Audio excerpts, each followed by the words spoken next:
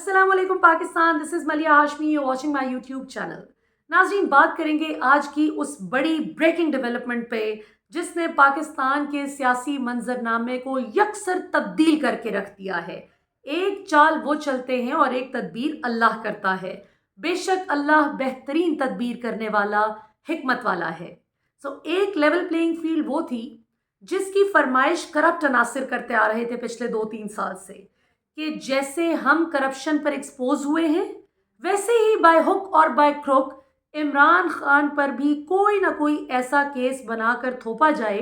कि जिस पर हम भी पाकिस्तानी अवाम के पास अपना ये नैरेटिव, बल्कि काउंटर नैरेटिव लेकर जा सके कि देखो, हम तो ईमानदार नहीं, लेकिन अगर हम करप्शन पर पकड़े गए तो देखो उस पर भी केसेस बने, वो भी सजा का मुर्तकिब हुआ। अगर हम जेल की सलाखों के पीछे गए तो देखो वो भी जेल की सलाखों के पीछे गया। इस जिद के मारे ये पूरा एक नैरेटिव लेकर चलने की कोशिश की गई,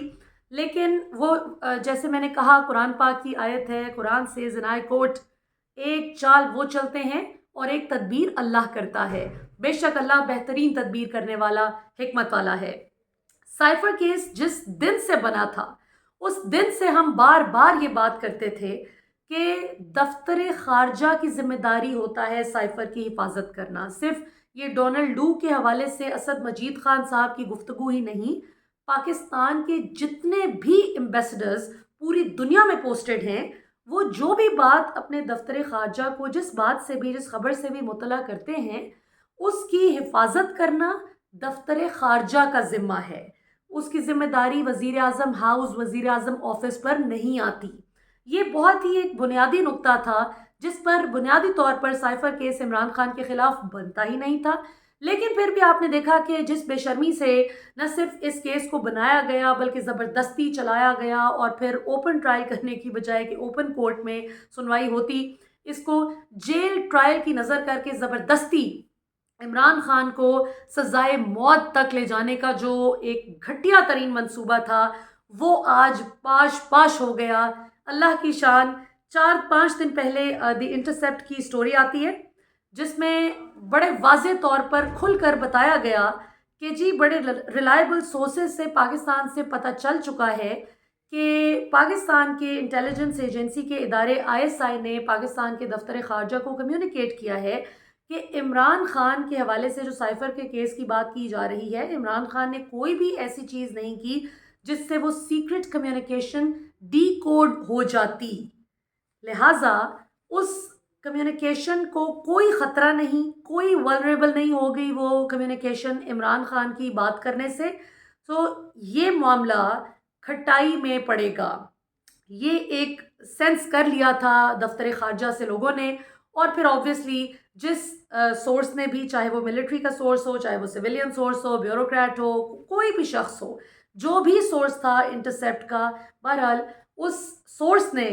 ये खबर बड़ी पक्के पाँव के साथ जो है ब्रेक की थी इंटरसेप्ट को,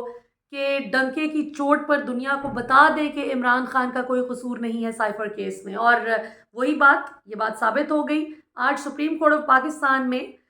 जब इस अहम केस की समाअत हुई तो सुप्रीम कोर्ट के मुअज़्ज़िज़ जज साहिबान इस नतीजे पर पहुंचे, जो बात हम पहले दिन से कह रहे थे कि दफ्तर खारजा की जिम्मेदारी है साइफर की हिफाजत करना, ये वज़ीर आज़म हाउस या वज़ीर आज़म ऑफिस की जिम्मेदारी नहीं। और इमरान खान की तहवील में तो कभी भी वो जो साइफर था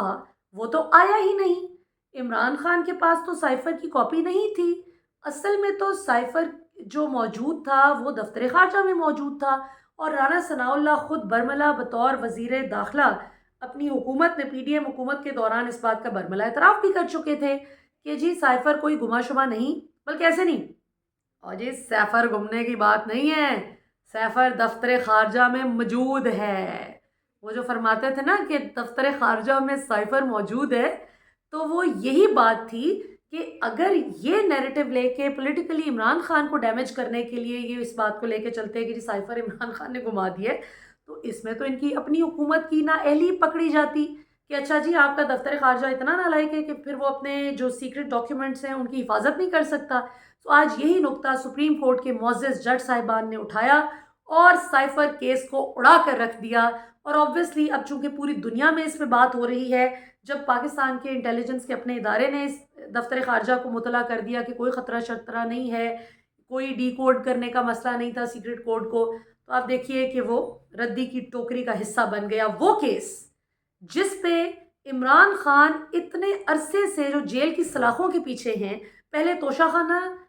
توشہ خانہ توشہ خانہ توشہ خانہ کرتے رہے، پھر بیچ میں القادر یاد آ گیا، پھر بیچ میں سائفر یاد آ گیا، جب جس کیس کو دل کرتا ہے اٹھا کے پہیے لگا دیتے ہیں اور بس اس پہ تماشا شروع ہو جاتا ہے۔ سو بہرحال آج ایک تماشا تو تمام ہوا اللہ کی مدد سے۔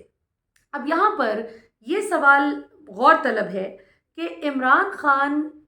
پر جو الزام عائد کیا جا رہا تھا سائفر کیس کے حوالے سے، وہ تو آج جھوٹا ثابت ہو گیا۔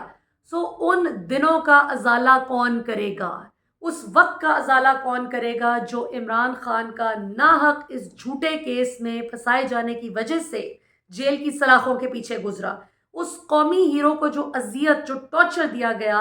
جان بوجھ کے اس کو ٹارچر کیا گیا صرف اس لیے کہ وہ اس مافیا کی 45 سال سے جو جاری حکمرانی ہے اس کے آگے سر جھکانے سے انکار کر رہا تھا۔ اس کے اس وقت کا، اس قیمتی وقت کا ازالہ کون کرے گا؟ پاکستان کا جو وقار کھویا، جو پاکستانیوں نے جو بے عزتی اور سبکی کا سامنا کیا، کہ قومی ہیرو کو تو جیل کی سلاخوں کے پیچھے ڈال دیا جاتا ہے ایسے بوگس کیسز بنا کے، جبکہ جو اصل مجرم ہیں وہ دندناتے پھرتے ہیں اور آئندہ بھی اقتدار کے مسند پر مسلط ہونے کے لیے بالکل تیار بیٹھے ہیں۔ اس کھوئے ہوئے قومی وقار کا ازالہ کون کرے گا؟ جو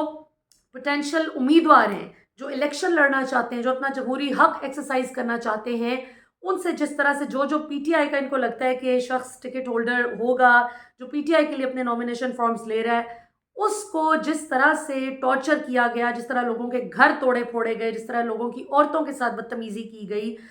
اس کا ازالہ کون کرے گا؟ عثمان ڈار کی والدہ کے ساتھ جو بدتمیزی کی گئی، ان کا گریبان چاک کیا گیا، اس بدتمیزی کا ازالہ کون کرے گا؟ یہ بہت سے سوالات ہیں جو کہ obviously انشاءاللہ once the dust settles تو یہ سوالات ان کے جواب چاہیے ہوں گے کہ اس کا ازالہ کون کرے گا۔ اگر انہوں نے پاکستان کا بیڑا غرق نہیں کیا، جو اتنے سالوں سے مسلط ہیں، 4 دہائیوں سے زائد ہو گئے ہیں، اور کہتے ہیں ہم نے کچھ نہیں کیا، ہم نے پیسہ نہیں کھایا، تو پھر کیا اس ملک کا بیڑا غرق عوام نے کیا ہے؟ کیا عوام نے پیسہ کھایا ہے؟ اگر انہوں نے نہیں کوئی غلط کام کیا، اگر یہ کرپشن کیسز میں ایک ایک کر کے بری ہوتے جا رہے ہیں، تو پھر بتایا جائے کہ عوام کا قصور ہے، کس نے یہ پیسہ کھایا؟ آخر کسی نے تو کھایا ہے۔ اور پھر بڑی اہم بات یہ کہ جو ہمارے میڈیا کے ساتھی جو بڑی بے شرمی سے سائفر سائفر سائفر سائفر کرتے تھے اور ہمیں منع کرتے تھے کہ مت یہ کرو،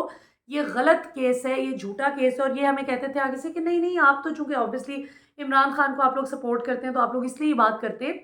وہ ہماری عقل کی بات اس وقت نہیں سنتے تھے۔ تو آج دیکھیں کہ ان کے پلے کیا رہ گیا۔ ہمارے وہ میڈیا کے ساتھی جو سائفر سائفر سائفر کر کے لوڈیاں ڈال رہے تھے کہ بس سب تو عمران خان کو پھانسی کے پھٹے سے بچانے سے کوئی نہیں، پھانسی کے پھٹے پہ جانے سے کوئی نہیں بچا سکتا، کوئی نہیں روک سکتا، اور ہم تب بھی انہیں کہتے تھے کہ اللہ کی ذات سب سے بڑی ہے، اللہ سے ڈرنا چاہیے، یہ جھوٹ کا پلندہ ہے۔ تو آج دیکھیں اللہ کی شان کہ پاکستان کی سب سے بڑی عدالت نے خود گواہی دے دی کہ یہ بالکل بوگس کیس تھا اور عمران خان اور شاہ محمود قریشی کو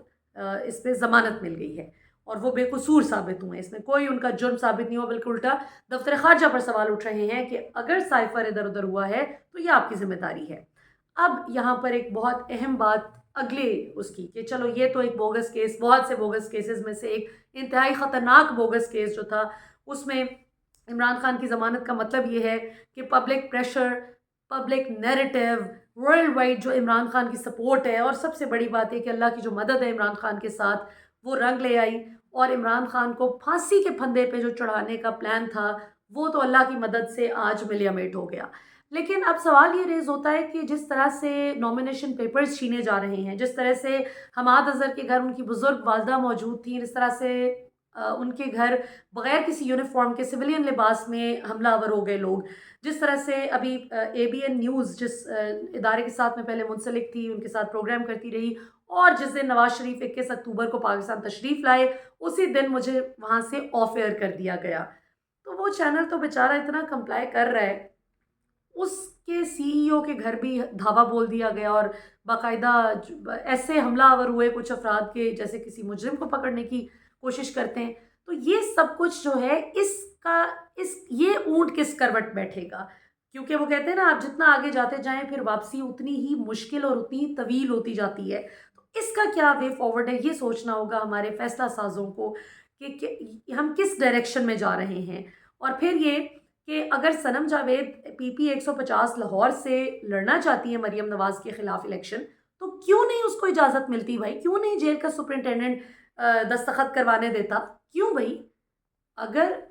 اس بچی کا یہ جرم ہے کہ وہ خاندانی موروثی سیاست کی پیداوار نہیں ہے؟ یہ کیا بات ہوئی؟ پاکستان میں ہر شخص آزاد ہے جس مرضی حلقے سے الیکشن لڑے، بشرط یہ کہ وہ مجرم نہ ہو۔ اور جس الزام کی پاداش میں اس کو جیل میں رکھا ہوا ہے بچی کو، ہمیں تو سمجھ نہیں آتی کہ کیس کیا بنایا ہے، اس کا جرم کیا ہے، اس نے کیا کیا ہے، جس طرح کیس پہ کیس اس پہ بنایا گیا ہے۔ تو یہ وہ چیزیں ہیں جو کہ اوبویسلی پاکستانی عوام اس چیز سے بہت زیادہ اپسیٹ ہے کہ یہ انتہائی غیر جمہوری قسم کے رویے ہیں۔ اور ابھی جو خوشی کی بات یہ ہے، اچھی بات یہ ہے کہ اب تو سپریم کورٹ اس چیز پہ بڑی جو آج کی سماعت میں جو سوال اٹھائے گئے ہیں، جس طرح سے جسٹس عطر من اللہ صاحب نے سوالات کیے ہیں، منصور صاحب نے جس طرح سے سوالات کیے ہیں، وہ بہت بہت اہمیت کے حامل ہیں۔ جس طرح سے بے نقاب کیا گیا ہے، عطر من اللہ صاحب نے اس طرح کا سوال پوچھا کہ جس طرح intra party election P T I کا منظور نہیں کیا جا رہا، ایکسیپٹ نہیں کیا جا رہا اس الیکشن کمیشن کی جانب سے، تو کیا یہ باقی سیاسی جماعتوں کے ساتھ بھی یہی کیا گیا ہے یا نہیں؟ تو آبویسلی سوال یہ کہ ا بگ فیٹ نو، کسی اور سیاسی جماعت کے ساتھ ہی نہیں کیا گیا جس طرح پی ٹی آئی کے ساتھ کیا جا رہا ہے۔ سملرلی جس طرح سے پی ٹی آئی کے جو پوٹینشیل کینڈیڈیٹس ہیں ان کو ہراساں کرنے کی کوشش کی جا رہی ہے، ان کو میدان سے ہی روکنے کی کوشش کی جا رہی ہے کہ وہ میدان میں ہی نہ اتریں، اس قسم کی دھاندلی تو نہ پاکستان کی تاریخ میں کبھی دیکھی گئی نہ سنی گئی۔ تو یہ جو جمہوری روایات کا قتل ہے، اس کا ازالہ کون کرے گا؟ تو سپریم کورٹ کی ابھی موجودہ باڈی لینگویج سے تو لگتا ہے کہ جس طرح اسلام آباد ہائی کورٹ بالکل پی ڈی ایم جس طرح چاہتی تھی، بالکل ان کی مرضی کے عین مطابق، کیسا حسن اتفاق ہے کہ ویسے ہی فیصلے آتے جا رہے تھے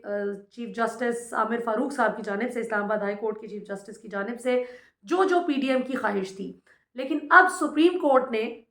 جو سوالات اٹھائے ہیں، اب الیکشن کمیشن کے لیے ان کو جسٹیفائی کرنا مشکل ہو رہا ہے۔ ظاہر ہے ایک طرف وہ الیکشن کمیشن عمران خان کے خلاف جیل ٹرائل کا حصہ بنا ہوا ہے جی، اور جا کے جیل میں جو جہان کا الزام عائد کر رہا ہے، جبکہ دوسری طرف یہی الیکشن کمیشن، اس کا فرض ہے کہ اس نے ایک فری اینڈ فیئر طریقے سے الیکشن کروانا ہے، اس ٹرانسپیرنسی کو انشور کرتے ہوئے کہ کوئی بھی جماعت یہ نہ کہے کہ ہمارے خلاف ایک ماحول بنایا گیا۔ سو یہ ناظرین ابھی تک کی ڈیولپمنٹ ہے، اس پہ دیکھیں آگے کیا ہوتا ہے۔ انشاءاللہ آپ سے اگلے پروگرام میں ملاقات ہوگی۔ پاکستان ہمیشہ زندہ باد۔